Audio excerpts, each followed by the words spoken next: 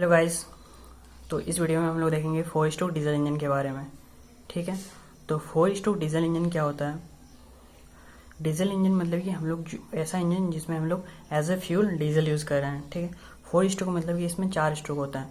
मतलब पिस्टन एक बार top dead centre से बॉटम डेड सेंटर की हो जाएगा, फिर बॉटम से top dead centre, top dead से बॉटम डेड सेंटर, फिर बॉटम से टॉप। मतलब कि 4 बार ये पिस्टन ऊपर नीचे मूव कर रहा है। इसी को स्ट्रोक्स कहते हैं, हर एक को स्ट्रोक्स कहते हैं। ठीक है, तो इसमें कैसे किस तरीके से प्रोसेसेस होते हैं, किस तरीके से कंबशन होते हैं, कैसे पावर डेवलप होता है, सारी चीज़ों को हम लोग एक एक करके कौन कौन से कंपोनेंट्स इसमें होते हैं। तो ये जो दिख रहा है आपको, ये है इनलेट वाल्व, ये है मेरा एग्जॉस्ट वाल्व, ये है मेरा पिस्टन, ये है सिलेंडर, और ये वाला जो पोर्शन होता है उसको कहते हैं सिलेंडर हेड। ठीक है, ये है मेरा क्रैंक, ये कनेक्टिंग रॉड, और ये है क्रैंक। ठीक है, क्रैंक जो होता है क्रैंक शाफ्ट में कनेक्टेड रहता है, और ये क्रैंक जो होता है रोटेट करते रहता है। ठीक है, जैसे कि इसमें 4 स्ट्रोक हैं, तो हर एक स्ट्रोक में जो क्रैंक रहता है 180 डिग्री रोटेट करता है। फिर नेक्स्ट स्ट्रोक में 180 डिग्री, फिर 180 डिग्री, फिर 180, इस तरीके से 720 डिग्री में ये एक साइकिल कंप्लीट करता है। ठीक है, सक्शन, कंप्रेशन, एक्सपेंशन, एग्जॉस्ट, जो चार प्रोसेसेस हैं, सक्शन, कंप्रेशन, एक्सपेंशन और एग्जॉस्ट, जो 4 प्रोसेस है वो ये टू रिवॉल्यूशन में कंप्लीट करता है। मतलब 720 डिग्री में कंप्लीट करता है। तो चलिए देखते हैं कि कैसे ये काम करता है। ठीक है, तो इनिशियली मेरा पिस्टन जो होता है टॉप डेड सेंटर पे रहता है। इसको कहते हैं टॉप डेड सेंटर, TDC। ठीक है, और इसको कहते हैं हम लोग BDC। ठीक है, बॉटम डेड सेंटर। तो इनिशियली पिस्टन मेरा टॉप डेड सेंटर पे रहता है। अब ये पिस्टन क्या होता है, क्रैंक रोटेट किया तो पिस्टन जो होता है टॉप डेड सेंटर से बॉटम डेड सेंटर की ओर मूव करता है,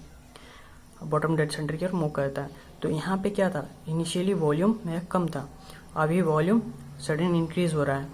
इस वॉल्यूम के इंक्रीज होने से क्या होगा, यहाँ पे वैक्यूम क्रिएट हो जाएगा, मतलब कि नेगेटिव प्रेशर, एटमॉस्फेरिक प्रेशर से कम प्रेशर, और बाहर में क्या है, एटमॉस्फेरिक प्रेशर। तो ये एटमॉस्फेरिक प्रेशर बाहर में जो है वो सारे इंटर कर जाएंगे इस सिलेंडर में। ठीक है, सिलेंडर में इंटर कर जाएंगे, तो इससे क्या होगा, पूरा सिलेंडर मेरा एयर से भर गया।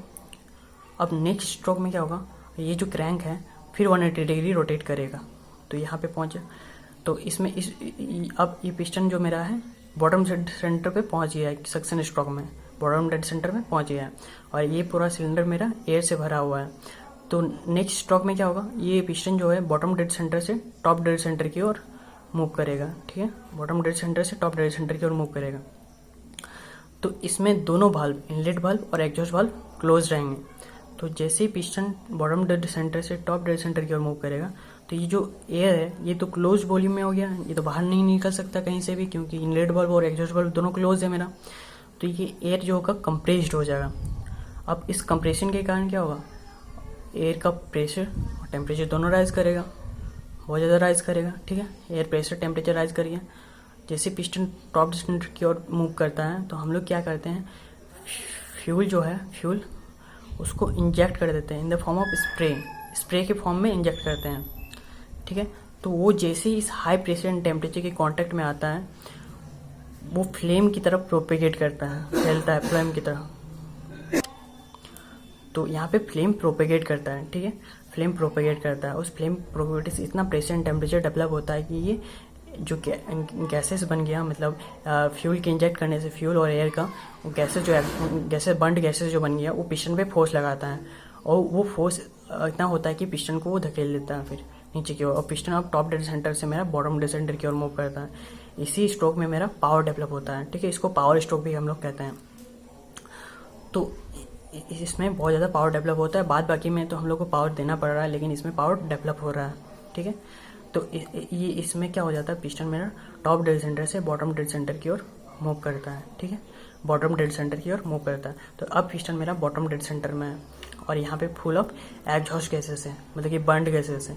अब इसका फर्दर यूज़ नहीं कर सकते हैं, तो हम लोग को क्या करना है, इस बर्न्ड गैसेस को बाहर निकाल देना है, ताकि फिर नेक्स्ट साइकिल में हम लोग को अलग से एयर और फ्यूल का मिक्सचर को विड्रॉ करना है, फिर से कंबशन करना है। ठीक है, तो हम लोग क्या करते हैं, बॉटम डेड सेंटर से टॉप डेड सेंटर की ओर पिस्टन को मूव कराते हैं। तो जितने भी एग्जॉस्ट गैसेस हैं सारे एग्जॉस्ट वाल्व की तरह की ओर से निकल जाते हैं। इस स्ट्रोक में क्या होता है, एग्जॉस्ट वाल्व ओपन रहता है और इनलेट वाल्व जो होता है क्लोज रहता है। ठीक है, तो सारे एग्जॉस्ट गैसेस बाहर निकल जाते हैं।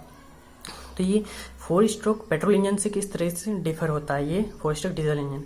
इसमें ना हम लोग कार्बोरेटर यूज़ नहीं करते हैं, इसमें कार्बोरेटर यूज़ नहीं करते हैं। कार्बोरेटर में क्या होता था, एयर और फ्यूल का मिक्सचर होता था, लेकिन इसमें क्या हो रहा है, सक्शन स्ट्रोक में खाली एयर आ रहा है और हम लोग जब कंबशन करा रहे हैं तो इसमें स्पार्क प्लग यूज़ नहीं कर रहे हैं, बल्कि फ्यूल को इंजेक्ट कर रहे हैं in the form of spray. तो जैसे ही वो फ्यूल जो होता है एयर के कांटेक्ट में आता है वो प्रोपेगेट करता है एज अ फ्लेम और वो बर्न हो जाता है और इसी में हमको पावर डेवलप होता है। तो ये डिफरेंस होता है कि इसमें उसमें कार्बोरेटर था, इसमें कार्बोरेटर नहीं होता है, ठीक है, इसमें फ्यूल इंजेक्टर रहता है। और क्या चीज़ है इसमें ध्यान देने वाला बात, जो कि 4 स्ट्रोक पेट्रोल इंजन और डीजल इंजन में कॉमन रहता है कि देख रहे हैं आप ये इनलेट और एग्जॉस्ट वाल्व, इनलेट वाल्व और एग्जॉस्ट वाल्व तो दिख रहा है, लेकिन ये ओपन और क्लोज कैसे हो रहा है इसका एक मैकेनिज्म होता है, ठीक है, उसकी ओर देखते हैं। तो ये जो है ना मेरा क्रैंक शाफ्ट और एक होता है कैम शाफ्ट, ठीक है। तो क्रैंक शाफ्ट को हम लोग कैम शाफ्ट से चेन से कनेक्ट कर देते हैं, ठीक, चेन स्प्रॉकेट से। अब वो मेरा कैम शाफ्ट भी रोटेट करेगा, लेकिन क्रैंक शाफ्ट अगर 2 रोटेशन करता है तो मेरा कैम शाफ्ट जो होगा 1 रोटेशन करेगा, ठीक है। तो कैम शाफ्ट में कैम्स बने रहते हैं, कैम्स कुछ इस तरीके से होते हैं जैसे कि कैम्स, ठीक है, कैम एंड फॉलोअर में हमने पढ़ा है। तो कैम्स में क्या होता है, फॉलोअर माउंटेड रहता है, ठीक है, और वो फॉलोअर फिर एक असेंबली जो कि इसको कहते हैं हम लोग रॉकर आर्म असेंबली ये भाल्व्स को कंट्रोल करते हैं। तो क्रैंक शाफ्ट कैम शाफ्ट को रोटेट करता है और कैम शाफ्ट फ्लोर को रेसिप्रोकेटिंग मोशन कराता है और फिर वो फॉलोअर रॉकर आर्म असेंबली को कंट्रोल करता है। इस तरीके से मेरे भाल्व्स कंट्रोल होते हैं, ठीक है। तो ये था मेरा 4 stroke diesel engine. 4 stroke diesel engine को हम लोग हैवी व्हीकल्स में यूज़ करते हैं क्योंकि इसमें बहुत ज़्यादा पावर डेवलप होता है, ठीक है, बहुत ज़्यादा पावर डेवलप होता है। 4 स्ट्रोक डीजल इंजन में क्या होता है, इसका कंप्रेशन रेशियो हम लोग ज़्यादा रखते हैं as compare to petrol engine, ठीक है, इसलिए ज़्यादा पावर डेवलप होता है और ज़्यादा कंप्रेशन रेशियो के कारण इसमें इसका एफिशिएंसी भी अगर देखेंगे तो ज़्यादा होता है एज अ पेट्रोल इंजन, ठीक है। So thanks for watching this video.